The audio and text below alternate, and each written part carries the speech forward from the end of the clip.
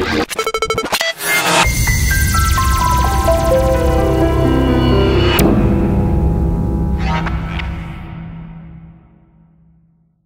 we are back. I'm very happy to have on the Goldstein on Gelt show Clark Howard, a nationally syndicated consumer advocate. His radio show is heard every day on over 200 radio stations, and of course you can learn a lot about him at clarkhoward.com. Clark, a real pleasure to have you. Thanks. It's great to be here. So you're really a specialist in consumer advocacy. How did you get involved in that?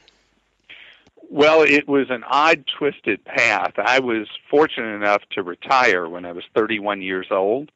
I had had my own company, and I had had investments in real estate. I had been a stock investor. My dad had worked as a young man on the floor of the New York Stock Exchange, and when other kids in elementary school were learning about box scores and baseball, I was learning about price-earnings ratios. And so I had a natural entrepreneurial and financial background. And after I retired, with no intention of really ever working again, although I figured at some point I would do something, I was asked to be a guest on a radio show, and everything that's happened to me since has happened from one guest appearance when I was 32 years old. So it worked out okay for you. So you are, as a consumer advocate, you're very on top of some of the scams that are hitting people. What would you say is the top scam that people have to watch out for now? There is no one top scam, but there's one scam target that is at the top of the list. Okay. And that's our parents, grandparents, aunts, uncles. Really anybody past age 60 has become the key target for scams of all kinds. And I know some people would think, oh, it's because they maybe they're not thinking clearly as they get older or something like that. It's because the whole reason that criminals go after people after their 60th birthday with every kind of con is because that's where the money is. Right. If you look where the money resides, it's with people that are older, not younger. People that are younger owe everybody money. People who are older have all the money. So that's why cons of all various types and stripes are aimed at people once they've hit 60. Very interesting. Yeah, we certainly see a lot of that. I've personally been involved. You know, my day job is that I'm a financial advisor, and I've had clients come in with some of the simplest scams, which I'm often shocked. Like, we got a call from a client once. He said, Doug, I won the lottery. I need to invest it. He was totally serious. I said, no kidding. He said, yeah, I won the South African lottery. I said, have you ever been to South Africa? He said, no. I said, did you buy a ticket? He said, no, but I got an email. And Doug, can you just tell me my account information so I can send it to them within the next 24 hours and get my money? You're right. People just get very excited about getting it. And the cons today are more and more targeted in what's known as spear phishing, where instead of trying to tell you some song and dance like that, they're trying to take over your account for your brokerage account, your bank account, your savings account, whatever account where money resides. And so the con is about getting your username and password or personal information that will allow a criminal to seize your assets. And the money moves, as you know, so easily now across national borders that the perpetrators can be anywhere on the globe. Yeah, that's definitely a big problem. One of the things that our office is just a smaller office. So sometimes clients say, how come every time I want to do a wire, I have to call your office? Can't I just send you an email or a fax? And we always say, no, because we know who you are, and we won't actually move money until you call. But the problem is when you're working with big banks, you just have no chance to get that kind of personal service, I guess. Well, except I will say something that's going on now at the bigger banks and the brokerage houses is they have internal thresholds, and I don't know what they are, but when an electronic request comes in above a certain amount, then they will not process it electronically till they've talked to you. So there have been so many people burned by the false wire requests that even at the bigs, they're now putting in the breakers. And as best I can guess, the breakers seem to be around 25 grand on the wires. Oh, well, I guess a lot of people would still be happy to steal 20. It's interesting also because Exactly. a lot of the work that we do is international because our clients live in Israel frequently and they have U.S. accounts. And anytime now, basically because of the Patriot Act, you're trying to move money overseas, the compliance is much harder. In fact, we get a lot of clients of people who live outside the United States, had U.S. brokerage firms, but the U.S. brokerage firm, one of these big companies says, we can't even handle overseeing your account anymore, so you've got to move on. And there's such an advantage. If you think about the United States is, 3.5%, 4% of the world's population, the real action in capitalism is going to be outside the United States for generations to come. It's not like the U.S. is going to become an also-ran. It's just that others that are becoming serious real-life players and coming from a smaller base. There's a direct advantage to having accounts outside the United States. Right. That's certainly something we're seeing.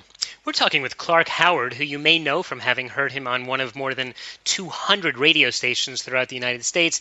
He is a best-selling author, written lots and lots of books, and he talks to people a lot about just getting their personal financial life in order, gives a lot of practical advice. We've been talking about how you can avoid scams. Clark, let's switch gears a little bit to talk about another topic which I think is very, very hot now, which is the importance or the feeling of importance of home ownership. And I know you've addressed this and spoken on the different sides of it. Do you think that should be a top goal for everyone? No. In fact, it's funny because it depends on where you live if it makes sense for you to own a home or how long you're going to live there. I have a brother who lives in a suburb of Washington, D.C., and he and his wife are renters there, and that's all they ever intend to be because they don't know, as often happens, how many years they'll be in Washington. And Washington is one of the cities in the U.S. where it's cheaper to rent than it actually is cheaper to own, even when you consider U.S. tax benefits. So we have this thing that we've taken as an article of faith, that automatically owning a home is some kind of great investment. But a home is more psychological than an investment. Homes over the years, if you deal with all the zigs and zags, homes go up at a little bit more than the rate of inflation, just a tiny bit more. But they're not any path to getting rich. I mean, you do that by investing in companies that are creating, that are inventing, that are getting more and more market share in what they do. That's where wealth is developed. Well, let's look at one of the arguments that people make. They say, but if I rent year after year, isn't that just throwing money down the drain when I could be, instead of giving money to the landlord, I could be paying off my mortgage and building equity in the house? Well, that is true up to a point. If you're going to stay in the same house for 7 years or longer, in most places, at least in the United States, the numbers look more and more favorable to own versus rent. It is, for lack of any other good reason to say, it is an inflation hedge because you have a fixed mortgage payment, and over time, rents do rise. So there is an inherent advantage to owning your own home with longevity, but not truly as an investment.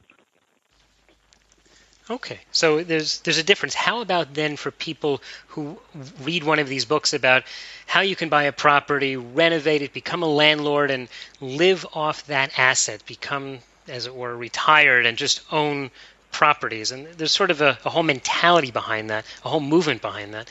How do you relate to that? I have no problem with people that buy real estate as strictly an investment as a landlord, understanding that you are in an active investment, that it's not like if I go buy an index fund or a stock or a mutual fund, that I'm just holding that and I don't have to do anything for it other than let time be my friend. With a rental property, of which I have several, I have to manage them. If I have a tenant who doesn't pay, I have to deal with that tenant. When things break, I have to deal with them. So if you look at having investment property, rental property, as being a side business, then that's fine. But if you think of it as just a set and forget investment, no way. And how do you feel then about people who believe in real estate, meaning that they believe that over time it's a good idea, but they don't want to actually manage it? How about those people buying REITs, real estate investment trusts, that trade on the exchanges, so it's a simple call to their broker? REITs are fine as a portion of someone's portfolio, as part of diversification, in my opinion. So if somebody wants to have, and I get asked these questions a lot about REITs, and when people ask me the question, what I think you'll get a kick out of is they ask in terms of going all in, that everything they do be in REITs, or everything they do be in a precious metals fund or gold or whatever, that people tend to go with whatever the flavor is at the moment. I'm much more, I run like a turtle, I invest like a turtle, and I think that slow and steady wins the race, and you diversify. So having REITs as part of an overall financial picture and plan, I think is fine. All right, I think that is very, very good advice. We've been talking with Clark Howard, who is a nationally syndicated consumer advocate. He advises consumers not only how to save more and spend less, but also how to avoid getting ripped off. He's written a lot of books. You can find more about him at clarkhoward.com. Clark, in the last few seconds, is there any last bit of wisdom you'd like to share with our listeners? The hardest thing for us to do, regardless of our income, is as our income rises, to not let our spending go straight up in tandem. That as income rises, we should resolve that we're going to save a significant portion of each increase, and that gives you so much more power, so much more control than the one-itis that tends to follow a rising income. I think that is brilliant advice. And we're going to put links to your website as well as to the books at the show notes at goldsteinongelt.com. Clark Howard, thanks so much for your time. Thank you. Have a wonderful day. You've been listening to the Goldstein on Gelt show with international investment expert Doug Goldstein. If you'd like your questions answered on the air or off, go to www.goldsteinongelt.com or write to Doug directly at doug@profile-financial.com.